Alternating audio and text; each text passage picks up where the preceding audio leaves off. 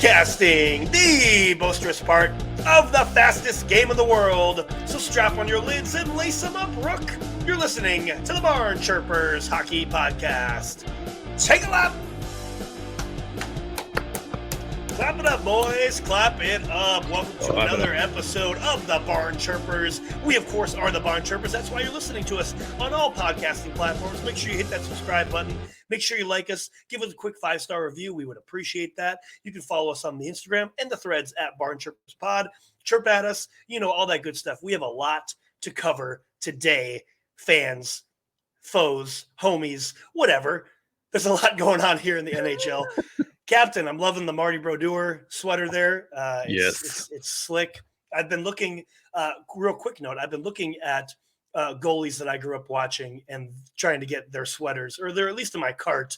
A Dominic Hasek, a Grant Fuhr, a Cujo, and a Marty, of course. Also, I kind of like an Eddie Belfour Dallas Stars, too.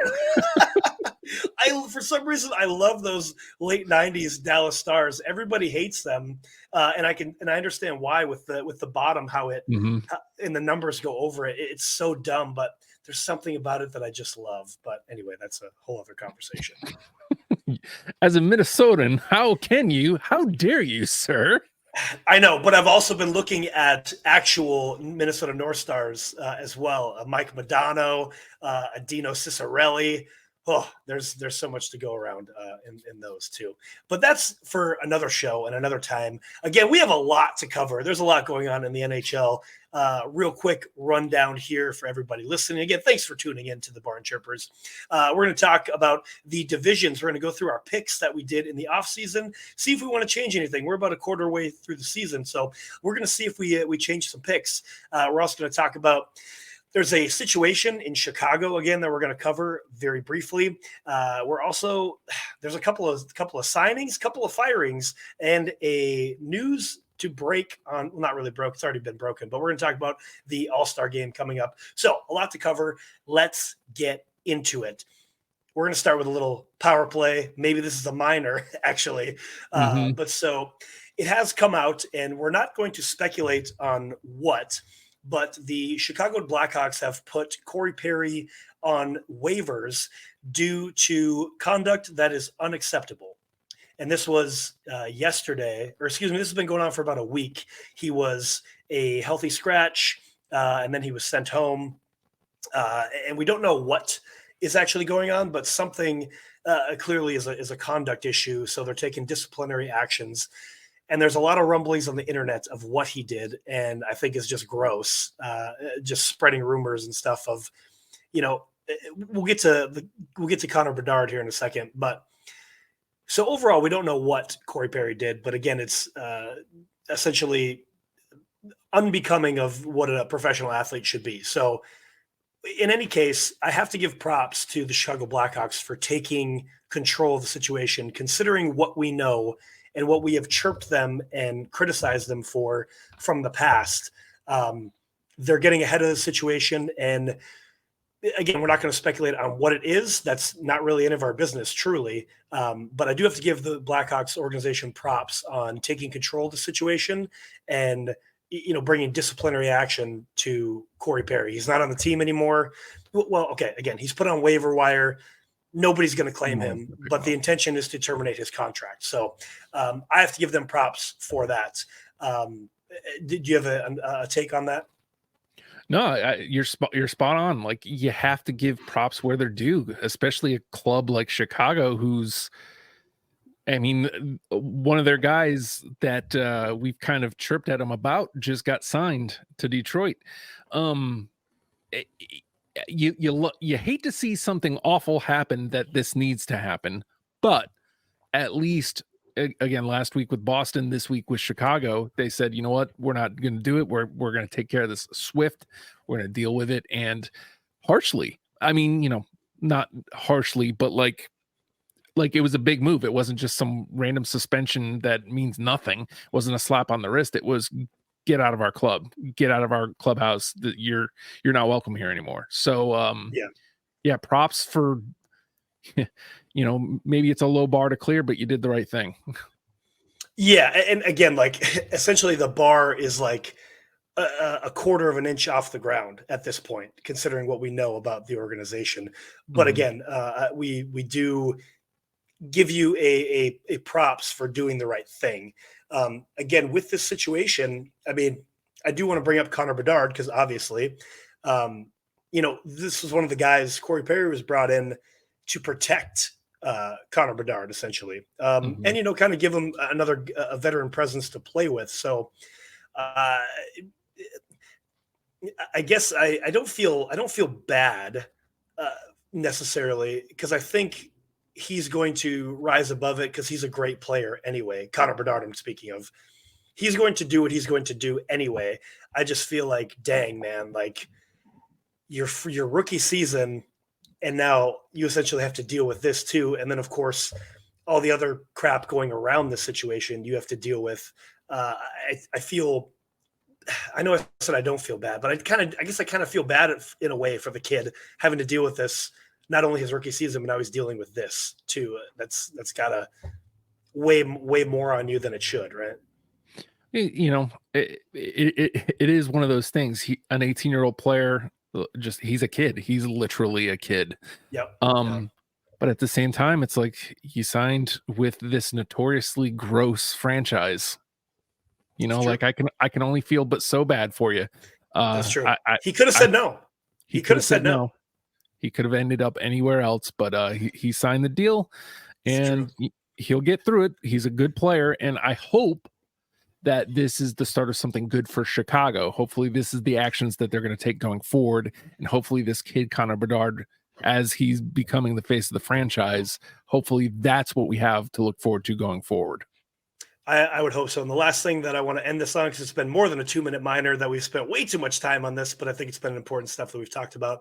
The last thing I want to say is that, hmm, again, like you said, being the face of the franchise, and essentially, hopefully, they can not have to, number one, not have to deal with anything else this season.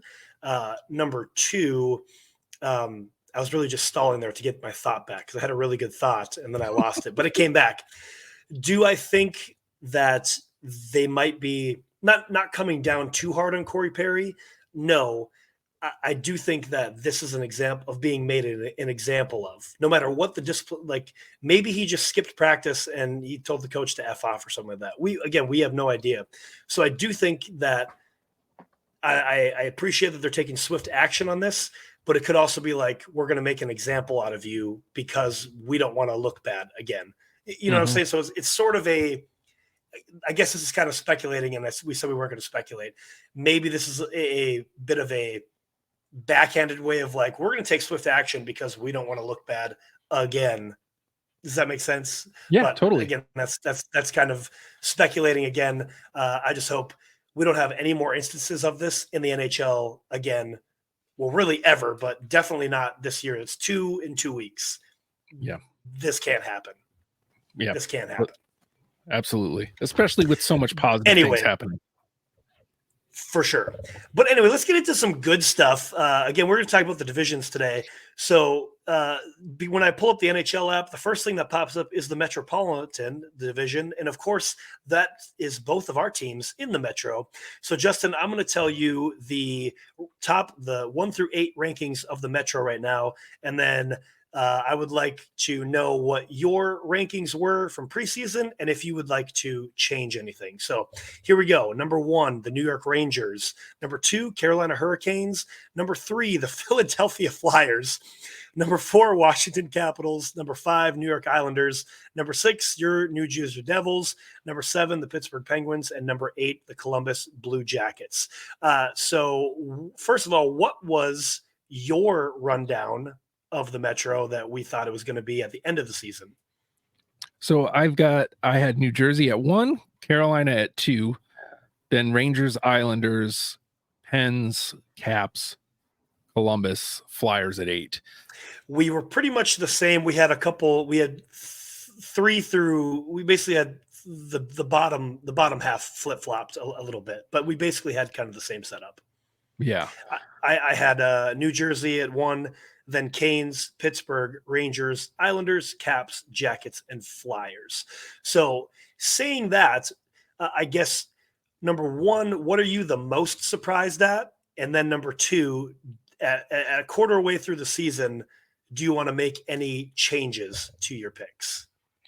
Uh, a thing to note is the East and the Metro specifically, points are close.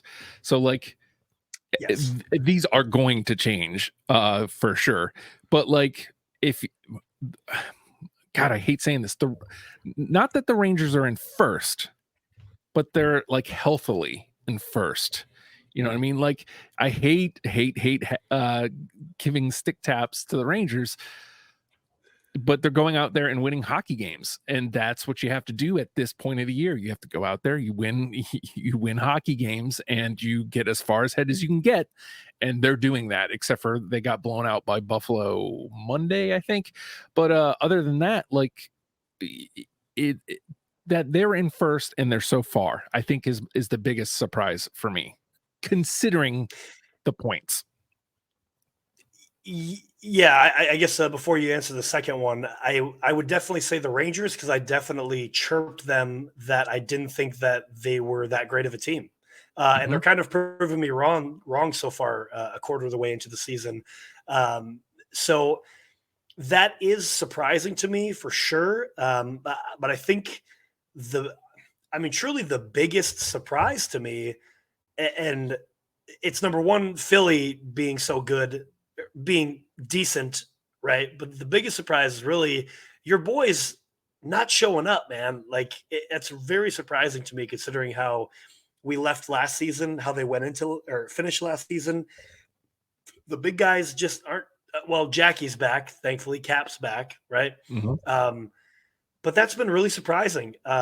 We knew that goaltending was probably an issue, but we thought that they could, get over that. And everybody else just isn't showing up. I want to bring this up: a -2 goal differential.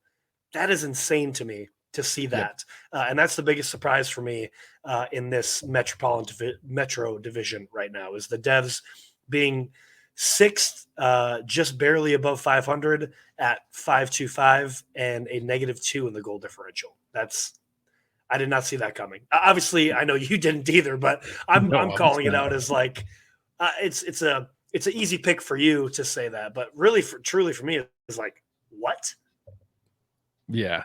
And I picked them at first, and I thought it hasn't been a great year. That's all I'll say. And to your point, we got Cap back, and suddenly two straight wins. We blow out Buffalo Saturday, and last night the come from behind victory against the Isle, and Cap scored in both games. So clearly, we lost a big piece when Cap went down. So Yeah, for sure. Yeah, for sure. Is there any changes that you foresee that you want to make for your Metro picks for the end of the season at I quarter of don't the way think through? I don't think Jersey gets hot enough to get number one. I just don't see that happening. We're not going to finish sixth because Philly will cool down. Washington will likely cool down. Yeah. Um, I can see Jersey finishing. I still like Carolina at two.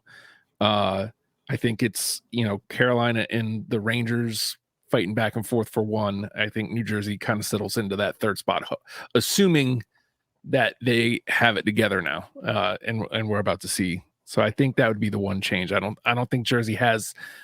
They have to go on like several heaters to grab first at this point. I don't see that in this club.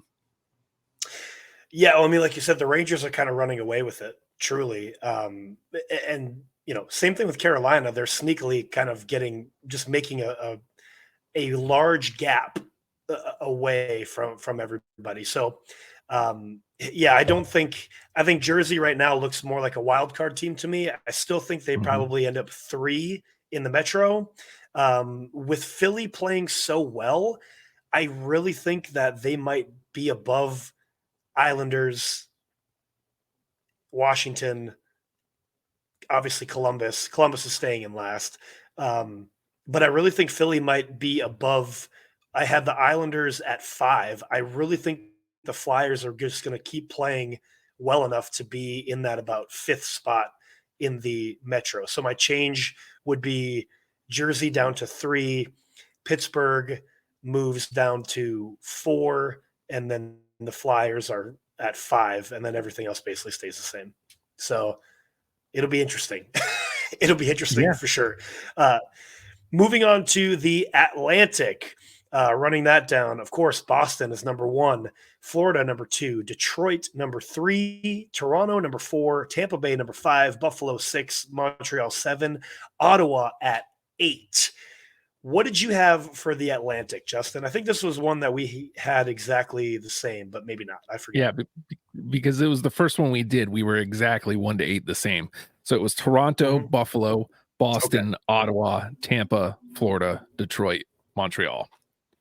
Yep. Yeah, exactly the same. Yep.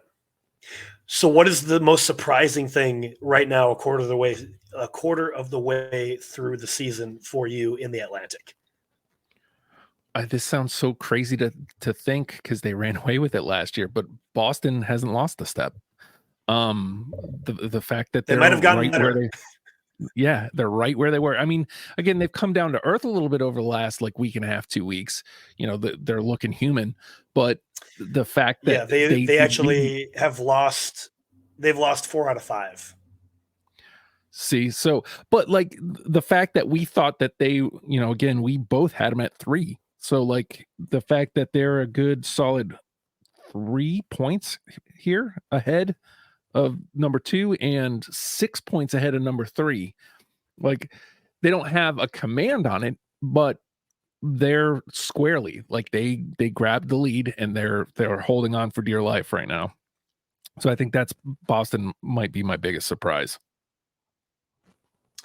Yeah, I mean, you can't deny that. Of course, they had the record-breaking season last year. Essentially, they could lose around I want to say it was about 15. They could lose 15 more games and still be well over 100-point team. So, we've said that for this entire, since the offseason there. There's a couple easy picks here that I could go with. Obviously, Florida, of course, Detroit. Could also kind of pick the homer pick and say that I'm surprised about Buffalo, but really, truly, Ottawa being dead last in the Atlantic is so incredibly crazy to me. This team is a solid team. They brought in Korpisalo to shore up the goalie situation. He's a really good goaltender, and they're just not getting the production from guys. Now, of course, they are about 5 games behind everybody right now. They've only played 17 games, so they do have about 5 games in hand, but still, a +1 goal differential, you're not gonna win with that. You cannot win with that. If you look at all these other division leaders, they're at least +15, right? So you're not going to win with a +1 goal differential. You're just not. I don't care how good your goalie is. I don't care how good your defense is. You're not going to win you're going to win every single 1-goal game. That's how you're going to have your season.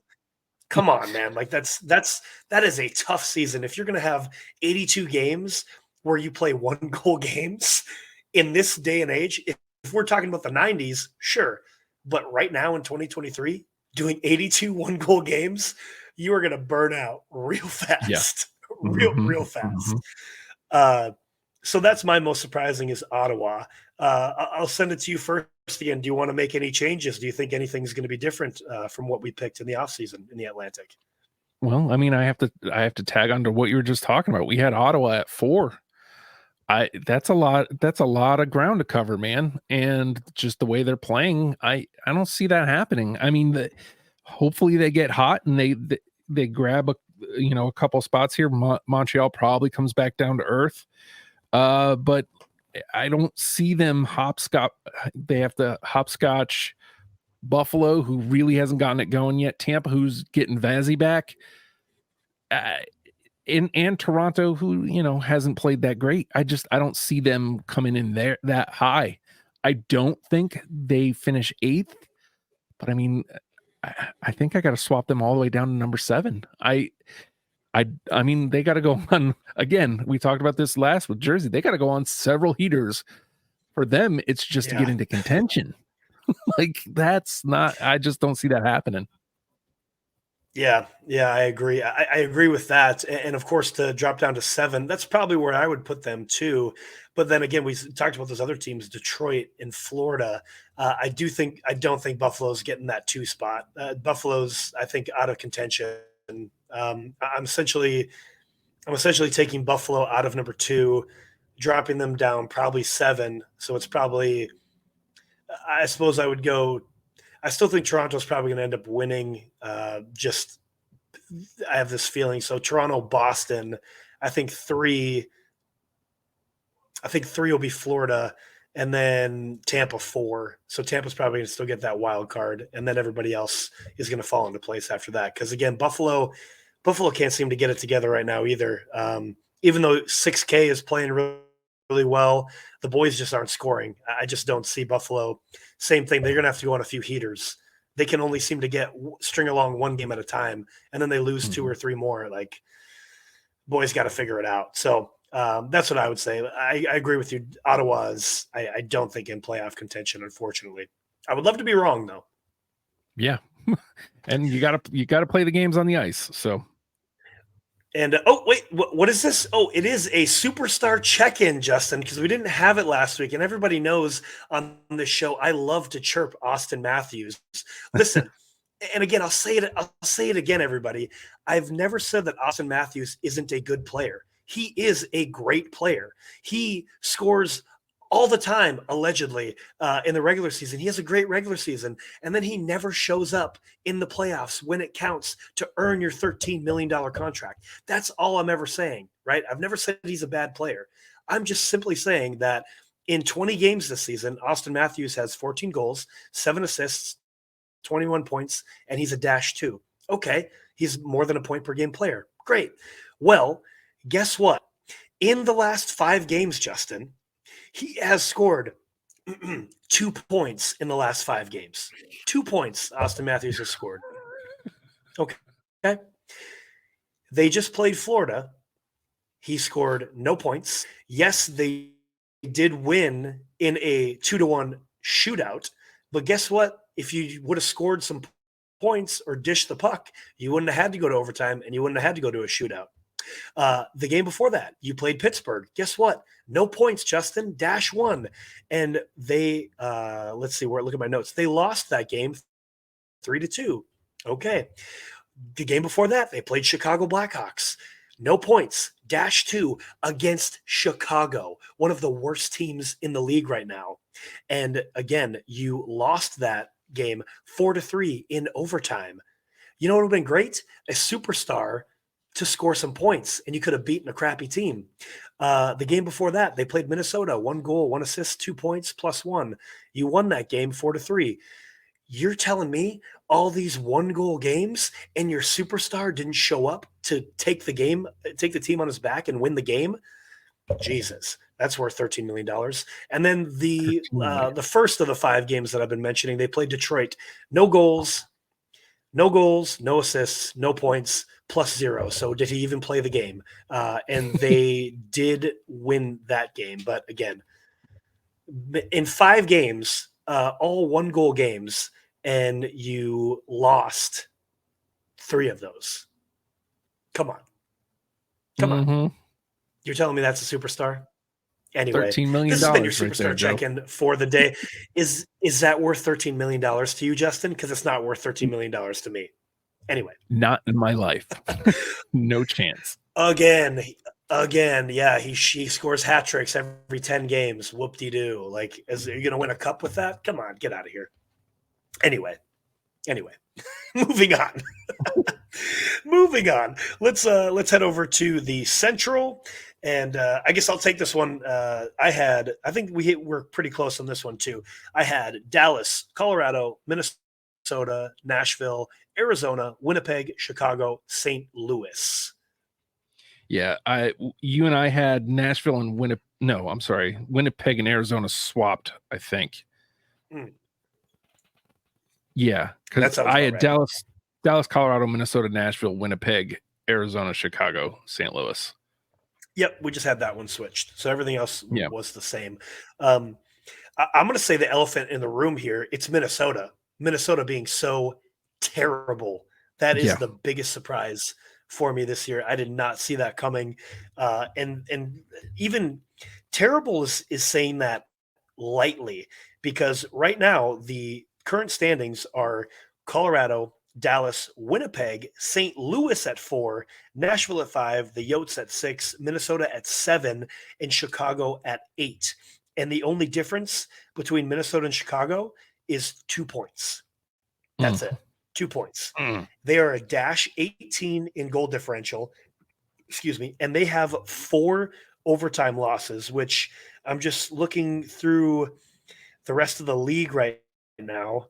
That ranks Tampa Bay has 5 overtime losses, but they are the only one that has and the Isles have 6 overtime losses. So Minnesota is on the bottom of the league with losing in overtime.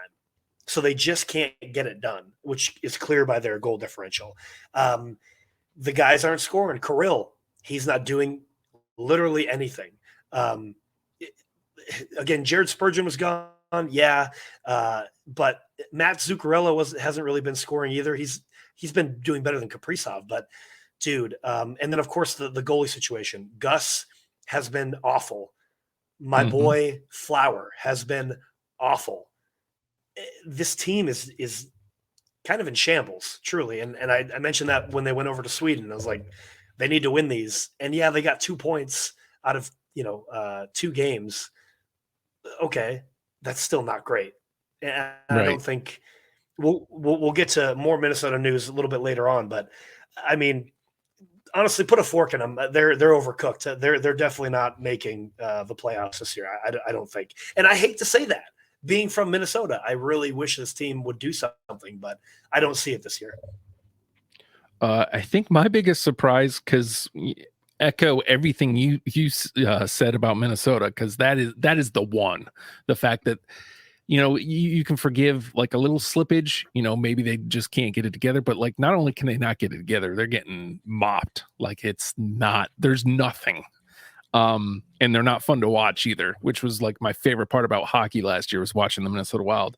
But the St. Louis Blues at number 4, and I talked about this last week. Yeah. Like, I don't know how. Like you watch them, it's not like they're fun to watch. It's not like they're playing good hockey. They're just winning games, and it's like, I don't understand. Like, how is this happening? Yep. Yeah, it's really, I shouldn't have to say this.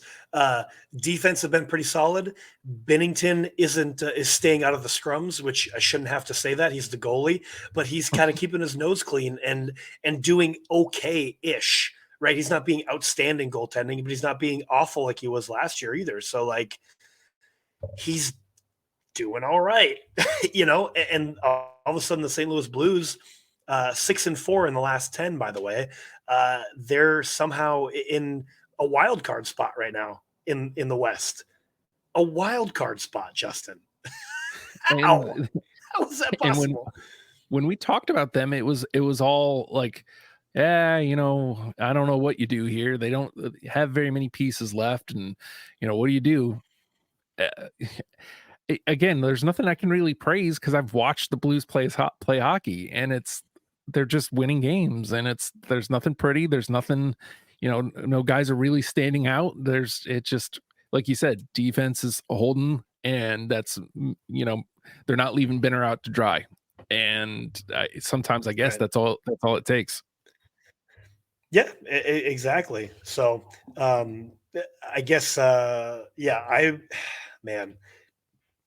don't think that that's necessarily going to stand up the test of the rest of the season, but I'm definitely right now looking at Winnipeg taking that number 3 spot from Minnesota, and I feel like Minnesota's dropping down probably to, I think Chicago is going to flip to number 8 for me, because things just aren't going well there. I see St. Louis taking that 7, 6 probably Minnesota, and then the rest stays the same for me. So Nashville, Arizona at 4 and 5, but number 1, 2, 3 now would be Dallas, Colorado, Winnipeg for me. I don't think I can argue any of that. Chicago, yeah. Kind of silly to hammer home any other points because I feel like that. I mean, Chicago's not going to go on a heater. St. Louis is probably going to come back down to earth. Winnipeg, yeah, probably steals that 3 spot. Dallas, Colorado, Winnipeg, Nashville, Arizona at 5. That's crazy. And then Minnesota, any Minnesota, Chicago, St. Louis at the bottom 3. So yeah, sorry. All that to say, I agree with you. No, you're good. I truly think those bottom 3 positions could be, flip flopped some way, shape, or form, depending on, essentially 2 out of those 3 teams can pull their heads out of their butt. It could be interchangeable. But I do want to say quick before we get off of the Central, like obviously I want to praise the Yotes because that's what we do on the show too. But again, if they end up being 5th in the Central, I know they kind of had a good hot start. They're kind of sort of lingering around here. But number 1, Connor Ingram should be their number 1 goaltender. He wins every single time he's in net. Every single time. I don't think he's had a loss yet this year. I could be wrong. It might have been an overtime loss. I don't have the stats right in front of me. But every time I see him starting, they win those games, at least as of late. And if they end up in 5th in the Central, that is a huge increase that we talked about in the offseason and how we've praised the Yotes. Like any increase, even 6 and above is a huge increase because they've sat around that 7-8 spot. You know what I mean? So that would be a huge increase for them. And the last thing I want to touch on, and then I'll send it back to you. I am impressed by Winnipeg. We talked in the offseason, was not expecting much from that squad. All of a sudden, they're turning things around, at least right now, and they're figuring it out, which is interesting to me. They're really only 4 points off of the Colorado Avalanche right now. That's 2 games. Easily could be changed. They have 2 overtime losses. So had they won those games, you're tied for first at this point. So I'm impressed by what Winnipeg's been doing. And I think when we talked about Winnipeg, it was before the big signing, like right before the season started. Yep. And I think, just something about that, like suddenly you go into the season and you have your 2 big guns signed and they want to be there. Like, I think that is like the difference in what's happened here. And you lock down your big guys and just a point, 8-4. Connor Ingram's record is 8-4. I don't know how, just a straightforward. I don't know how many of those are in overtime. But 8-4, 8 wins, 4 losses. So, yeah, he should be the guy. I mean, I like Veggie a lot, but he just doesn't seem to be on the winning side whenever he's guarding the pipes. But Ingram is somehow just getting it done for them. But and anyway. Moving on, one more division here for the Pacific. I will run this down for you, and then you can. I think this is one that we had all the same. I think, but right now, Vegas Golden Knights, Vancouver Canucks, LA Kings, Calgary Flames, Seattle Kraken, Anaheim Ducks, Edmonton Oilers, San Jose Sharks. Justin, what did you have? I think there was a couple here that we had swapped, but my rundown was Vegas, Edmonton, Seattle, Calgary, Los Angeles, Vancouver, Anaheim, San Jose. We had 4 or 5 switched. I had LA, Calgary. Yeah. So, man, there's a lot in this division to talk about. Truly, yeah. You could probably have 2 to 4 surprising things about this. Well, I want to go positive, and I think you'd agree with me here. Vancouver at 2, not only Vancouver at 2, they're only a point behind Vegas, who are looking every bit as Stanley Cup defending champions as anybody maybe has ever looked. And Vancouver's keeping pace with them. Again, Vegas over the last week and a half or so has kind of come back down to earth. They're not looking unbeatable. They're losing games that they should probably be winning. But you play the game on the ice, and Vancouver's already at 30 points, 31 points. They're just about as locked into the playoffs as you can get at this point of the season. I mean, barring something catastrophic, it looks like our Vancouver Canucks are going to be in the playoffs, and not in a gaslighting fashion, right? Like, Yeah. I mean, Yeah. For real. every week, I feel like we question them, and then they're like, "Oh yeah, well, we're just going to go out and keep winning hockey games." Watch this. Watch this. I Yeah. love it. I love it. And to me, that bodes well for them in the playoff. I mean, we've seen one seeds get like bounced. It seems like almost every year, but I think it bodes well for them in the playoffs if people keep having that questioning attitude that we're having. Oh, it's just the Canucks. Well, suddenly the Vancouver Canucks could be looking at the second round of the playoffs, and that's a massive win for that franchise. So I think that's a huge surprise seeing them at number 2. Yeah, I mean, definitely you hit the nail on the head with everything you said. And again, they're only 1 point off from Vegas right now. And really, again, they only have one overtime loss. So they're getting it done in regulation, whether that be their 15 wins or their 7 losses. They're not chancing it in overtime or a shootout. So I really like that about this squad. Number 2, they still have the best goal differential in the league. Yeah, plus 34 right now. We talked about this in the first week and a half, 2 weeks of the season, how we are praising them for their goal differential. They are still moons better than the rest of the league, at least 5 goals better than the rest of the league at minimum, right? Obviously, they have 17 more goals than Vegas does right now. So that's saying a lot. Yeah. And again, they're just getting it done, right? And as you said, getting into the playoffs is a huge win for these Vancouver Canucks. They don't have to win the Stanley Cup this year. I would love to see it, truly, but they don't have to. Just getting there, it was a huge win that they could build on moving forward. The other thing that I am surprised on, I picked LA to be 4. I didn't expect LA to be this good. Truly, they're a good hockey team. Same, they are plus 29 goal differential. So I did not expect them to score as many goals as they have. And they only have 19 games played. So they have about 4 games in hand on the rest of the Pacific. So that's also a huge, like that's a wild card, not the actual spot, but that's a wild card to have in your back pocket. Essentially, the rest of the league could be essentially done with the season. You might have to only play San Jose twice and Anaheim twice, right? Those are easy wins, and you could overtake a first spot just from that. So being 4 games back or 4 games in hand is a huge plus to the LA Kings as well. I feel like there's a elephant in the room here that we're going to talk about. I'll let you take that one away. Edmonton. Yikes. They're at 7th. With only 17 points. I mean, it looks like they're coming around more on this as we get into our 3 stars. But like, man, oh man, they can't seem to get it together at all. And hold on, let me look at these points here. I mean, they're a good 5 points ahead of San Jose, so they're not going to drop down to 8th.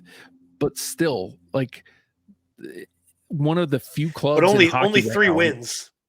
Only 3 wins separate them from the San Jose Sharks. So,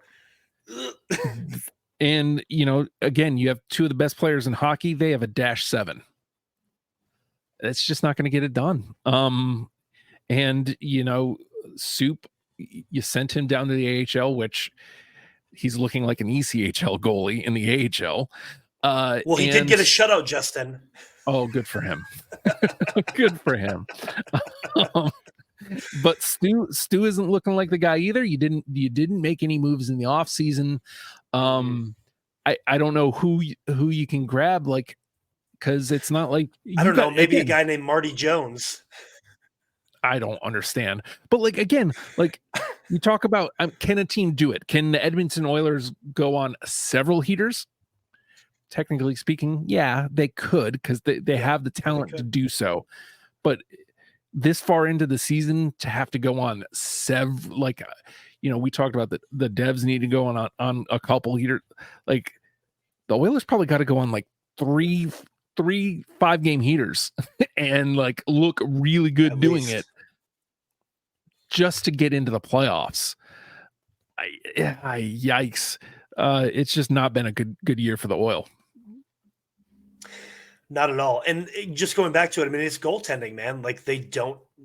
We've talked about this 100 times, and it's always been the conversation. They don't have a solid goalie. Yeah, Stu was pretty good in his rookie season, and I always laugh at this over the last couple of years when they make mentions of like decent, mediocre to decent players. Like, oh, and he was an all-star last year.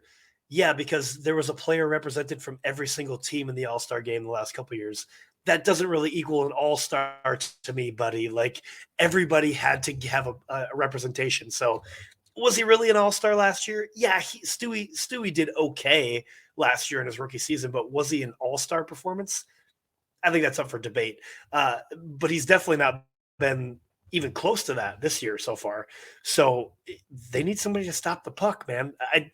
They've turned it around now to where they're scoring, but they still don't have a guy that's going to stop the puck. Their other guy, what's his name? Pickard, not captain, but I think it's Pickard actually, Calvin Pickard.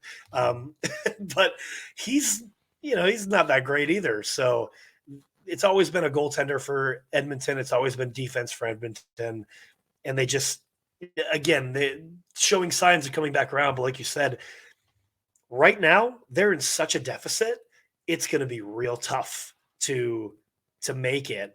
And usually the kind of the rule of thumb is the way the standings shape out around American Thanksgiving are usually how they end up. Obviously there's differences that happen.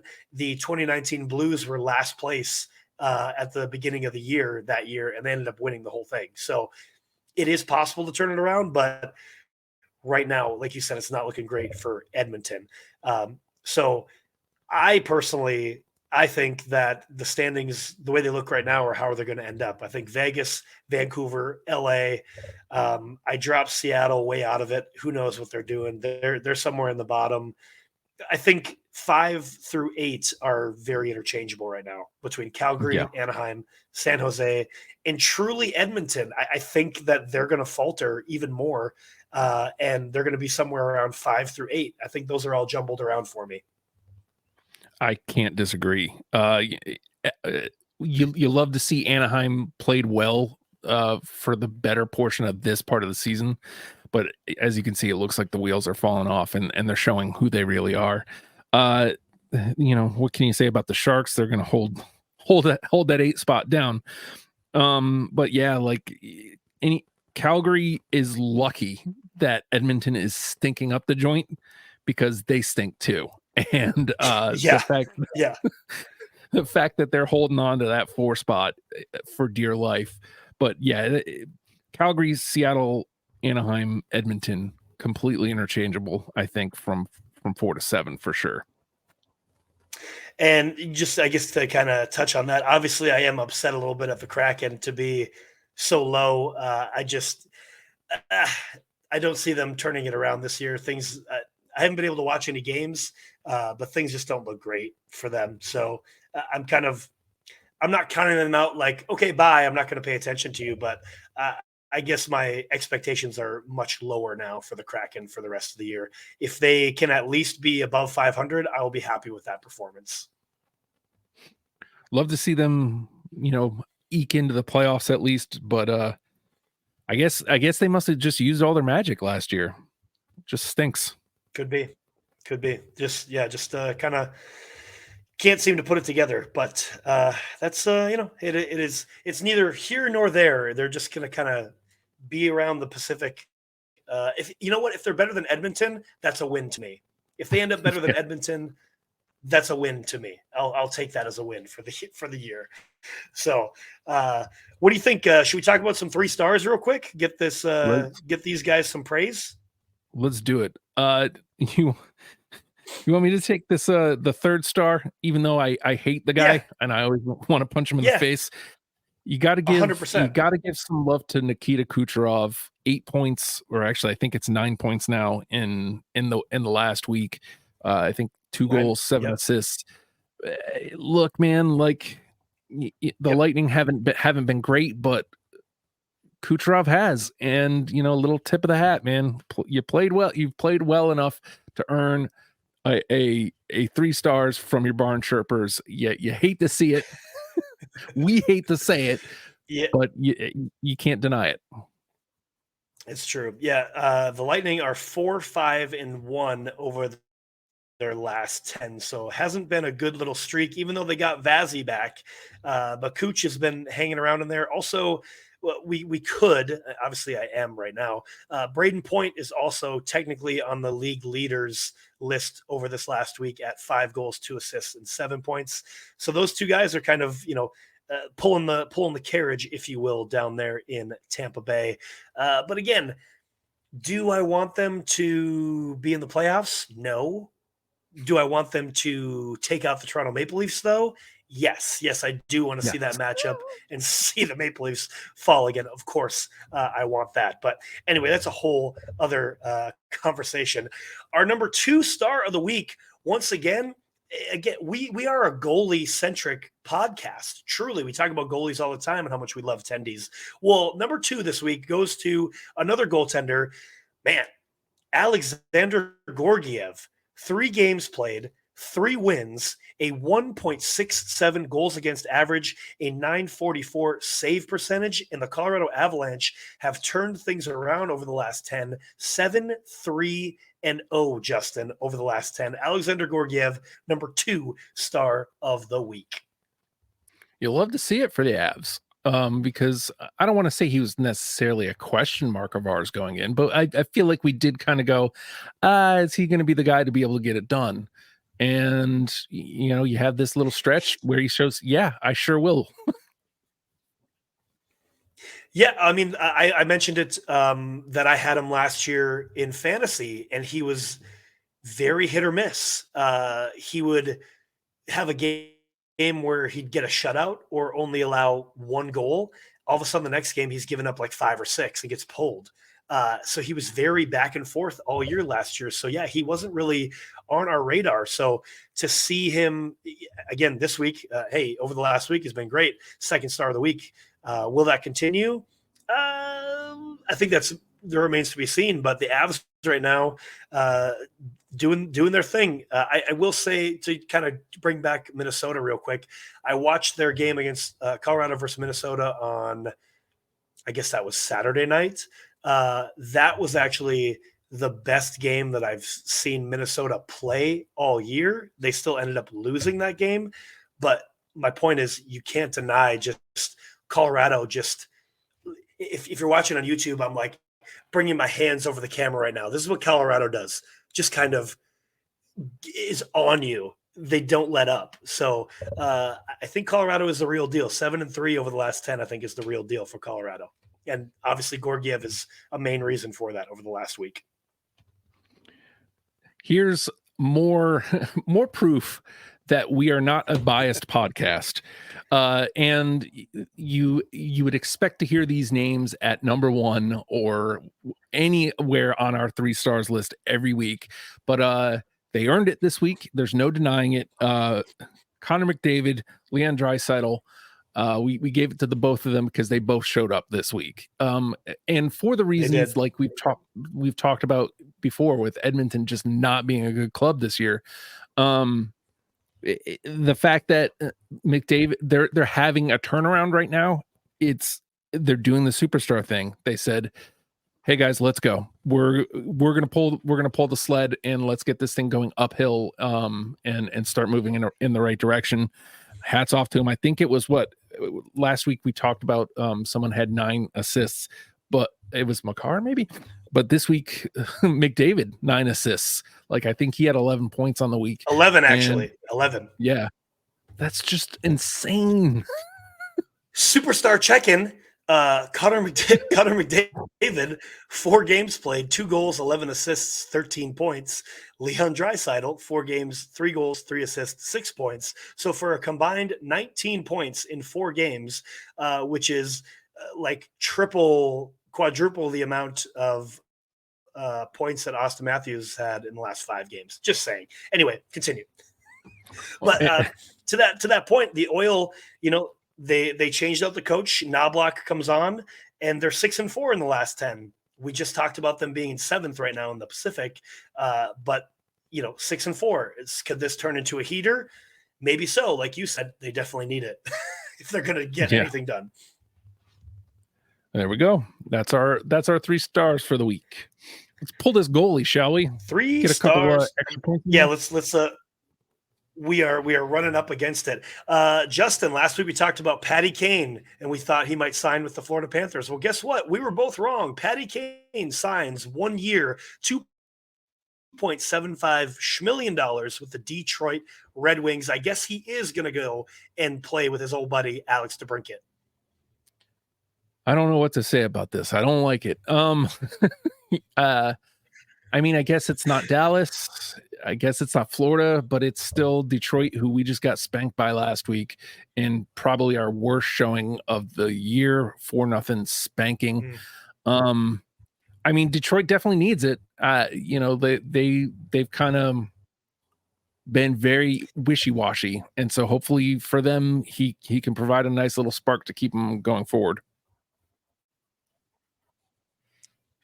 Yeah, I mean, I'd love to see what happens. The 1 year deal, I mean, is that because they think they're going to win the cup this year? I think they're a little far off from that, but yeah, we'll see what happens. I like it in the sense of that would be interesting because this is the last year when I said Detroit would be in the playoffs. So that could be coming true from what I said from the Gear Freaks podcast. Whatever it was a couple of years ago. So, but yeah, Patty Kane signs 1 year, $2.75 million. The Minnesota Wild let go of Dean Evison and hire John Hines. Did not see this coming. I did not think Dean Evison again, we just kind of trashed on Minnesota a little bit, but overall, like, he was hired in 2019, 2020 season for Minnesota, and he has 147 wins, 77 losses, 27 overtime losses. So his overall win percentage is right around the 6 mark, right? If you don't count, he has a better than 500 win percentage. I was really surprised to see the Wild let him go. I hate to see him be the scapegoat. Is the thing, because it's definitely the play on the ice. It's definitely players. There's a couple injuries, sure, but it's, to me, nothing I've seen from Minnesota is coaching as the problem. It's the players not playing, and maybe Minnesota thinks, let's get somebody in there who's going to coach them up the rest of the year. Whatever. I'm not a GM, but you hate to see him get scapegoated for play on the ice. Yeah, I agree. But I guess kind of the same thing that we looked at Edmonton, Jay Woodcroft getting let go and fired, also way above 500 coaching percentage. Like, he was a solid coach in Edmonton to look at, standings wise. Excuse me. So I would have expected to see DJ Smith in Ottawa get let go before Dean Evison. But another thing that I heard probably from, I'll give them a shout out, Daily Faceoff a little while ago. I don't always agree with what they say, but I do agree with this. Like, coaches should have like a 4 to 5 year window. And if they don't get it done, move on, or just a 4 to 5 window regardless, and then move on, because you get a different voice in the locker room. You get a different, setup of play. Having coaches around for so long, like, and we talk about the old boys club, like, I guess this, not that Dean Evison was in the old boys club. That was his first head coaching gig, but this leaves an opportunity now. Jay Woodcroft and Dean Evison on the market could end up in other markets for teams that maybe are struggling a little bit. Maybe we do see a change in Ottawa still. So who knows? But anyway, the last thing that we'll touch on, the 2024 All-Star Game announcement. They are bringing back the player draft, so it'll still be a 3-on-3 showcase, but they'll be doing I guess there'll be 4 team captains for each division, and they'll be doing a player draft. I like this idea because, again, not necessarily every team has to be represented now. We can actually maybe get a draft and have some true All-Stars in the All-Star Game. I think is great for the All-Star Game. What do you think, Justin? Agreed. Agreed. And plus, I like 3-on-3 as the showcase. The faster hockey. I love 3-on-3. I think the I do league too. clearly does too. So I'm for it. I like it. I guess so there's another during the All-Star weekend. It'll start on Thursday. There's an alumni honors, which will honor the 67 Maple Leafs. I don't really know what's going on there. I also don't really care because I don't like the Maple Leafs, but it's in Toronto, so it makes sense that they would do something like that. And then the PWHL will also have a 3-on-3 showcase at the All-Star game. So, okay. I hope they have logos on their jerseys. I hope they have team names by then. That'd be great, PWHL. Yeah. And the last thing, go ahead. What's that? No, I mean, this feels like the first thing they've done right, even though they don't have the things, some of the things that should be right before this. Yes. I think this is a great idea. I love the fact that they're doing it. It's just agreed. I feel like you missed a couple steps. Agreed. And the last thing, we talked about the Blackhawks a little bit earlier. Anthony Beauvillier has been traded from the Vancouver Canucks to the Chicago Blackhawks for a 2024 fifth-round pick. Anthony Beauvillier has 1 year left on his deal. He's an unrestricted free agent at 4.15. So this clears up about $4 million on the Canucks cap room of $4 million. So that's also pretty cool because that's a good depth piece that they could bring in at the deadline. So fingers crossed for that they actually do that. But they got some trading room now. So I'm here for it. Yeah, man. Same. Cool. Well, that's been this week's show. We'll be back next week. Same bat time, same bat channel. Of course, you can chirp us at Barn Chirpers Pod. Follow, like, subscribe on all your podcasting platforms at Barn Chirpers Pod. Y'all have a great one. Stay safe out there. Stick taps and sellies, boys. Clap it up. Yeah. And.